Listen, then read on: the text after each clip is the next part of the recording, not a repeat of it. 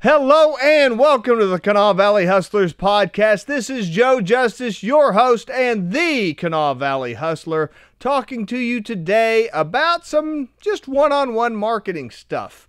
You know, I knew that this week would be tough. It is the week after Thanksgiving. I knew this week and last week would be tough for guests, so I thought the smartest thing to do would just do some little one-on-one conversations talking to you.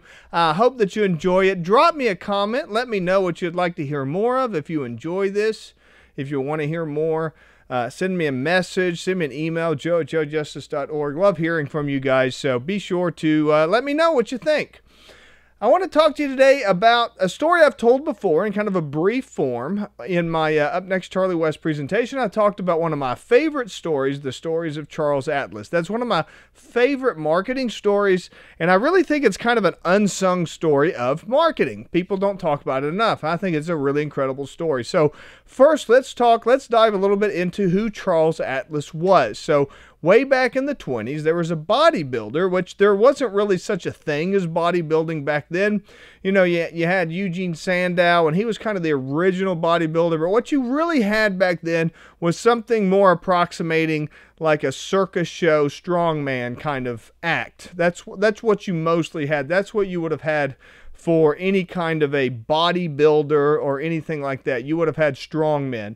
And they had all kinds of different competitions. And you also had what you would do back then if you had a good, strong physique is you did a lot of modeling. Photography was still largely in its infancy, and strong, well-proportioned men were often used by sculptors and painters and you know, artists like that to pose for their art. It was a very common thing, and Charles Atlas did a lot of that kind of stuff. And it was all in kind of this world in the early, you know, after the Industrial Revolution, when people started to get more concerned with what they were eating, their exercise. You know, the Industrial Revolution really dramatically upset, you know, the structure of people's lives. They weren't working on the farms anymore. They were living in cities. Cities were very unhealthy. And, you know, the food was bad. Everything was bad about it. You know, they did everything from, like, you know, putting, like, you know, formaldehyde and stuff like that in food in order to preserve it, sawdust, stuff like that, all the way up to, you know, just like what we do today with some of the food processing, like white breads and using trans fats and stuff like that. So there was a lot in this, and you know, you had the circus, you had the strongman, you had all this milieu created kind of this physical culture, this kind of bodybuilding, the infancy of this bodybuilding thing. And Charles Atlas was born into that, and in 1922, his big achievement was he won the world's most perfectly developed man competition, and that really set him up for moving forward in the world of bodybuilding and physical culture, and, you know, making a name for himself. Now, like I say, at that time, people that did that type of thing wrote magazines, they created courses. They advertised their courses in other magazines. They advertised their courses in other, you know, health and wellness type things. And it wasn't exactly mainstream. It wasn't, you know, the kind of thing that you would see everywhere. You would kind of, if you were into bodybuilding, if you were into physical culture, then you might see, you know, these courses and stuff. So what ended up happening was Charles Atlas wasn't unsuccessful, but not nearly as successful as he was hoping to be. Now, what you have to understand is there were probably dozens of people that created courses and all kinds of different things like this back then. I mean, it was a very common thing. The mail order courses were very common.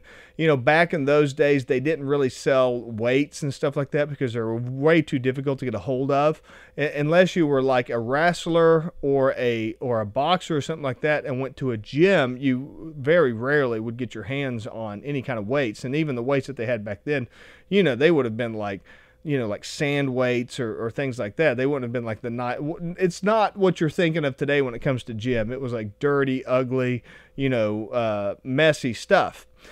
Now, what Charles Atlas did was he created this system where he used this mail order system where he used body weight exercises and self-generated tension type exercises, isometrics essentially. And by using a combination of isometrics and calisthenics, he created this system that he called dynamic tension.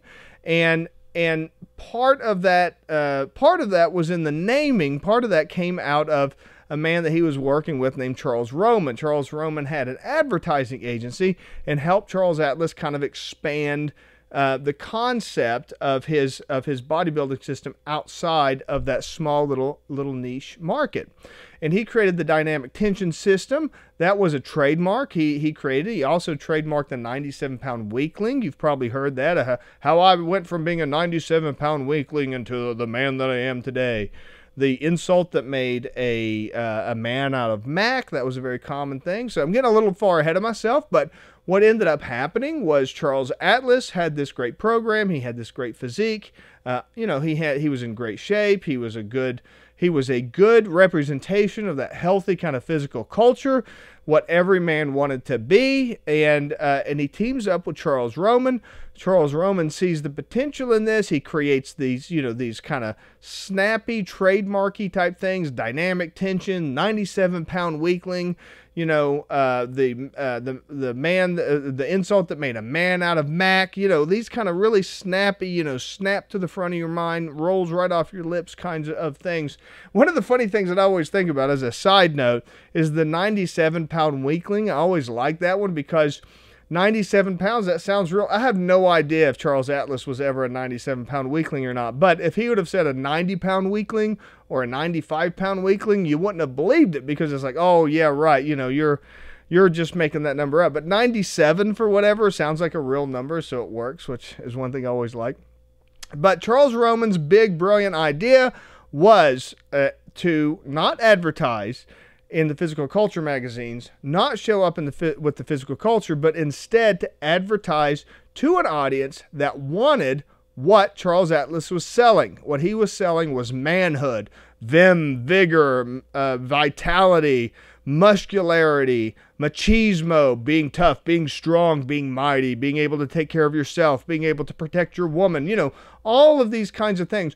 Who is looking for that kind of stuff? Who's aspiring to those types of things? People reading comic books, right? Kids, boys, adolescent males. They're reading Superman. They're reading Captain America. They're reading, these types of things. Batman, The Shadow, Doc Savage. All of these kinds of stories that were popular at the time that were all about being a man and being strong, and they were aspirational. And within the pages of these kind of aspirational, these kind of role models, what do you have? Well, you've got this course that shows you how to go from a 97-pound weakling into a man, right?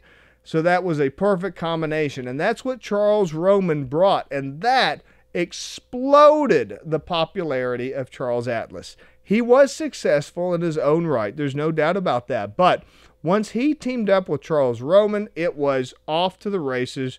Their company had a massive explosion, and he was fabulously wealthy. And Charles Atlas is a household name today, or it definitely was back then. And today, even if you don't know exactly Charles Atlas, everybody's heard him. The bully kicked sand in his face, or, the 97-pound weakling, or something like that. They know something about this kind of cultural touchstone of being a man and being strong and being powerful. So it's incredibly important to realize how vital your target market is. I like to tell people, if you're selling sports bras to a male audience, you're just not going to have a whole lot of a success. You might sell a few, I don't know, maybe they're going to get it for their girlfriend or for their wife, but you're going to have a much, much easier time selling sports bras to women. So find people that want what you have, or, now this is the alternative, cultivate the desire amongst an audience that's paying attention. It was a really common thing for people to kind of go after the same thing over and over to, show the same thing to the same audience. But if you step back, you take a look at the wider field, is there somebody that needs your product? Figure out who they are. Figure out how to speak to them. Figure out how to talk specifically to them, and you will have much more success than if you try to reach everybody or just reach the same audience day in and day out. Step outside of there, find a new audience, cultivate an audience, create an audience.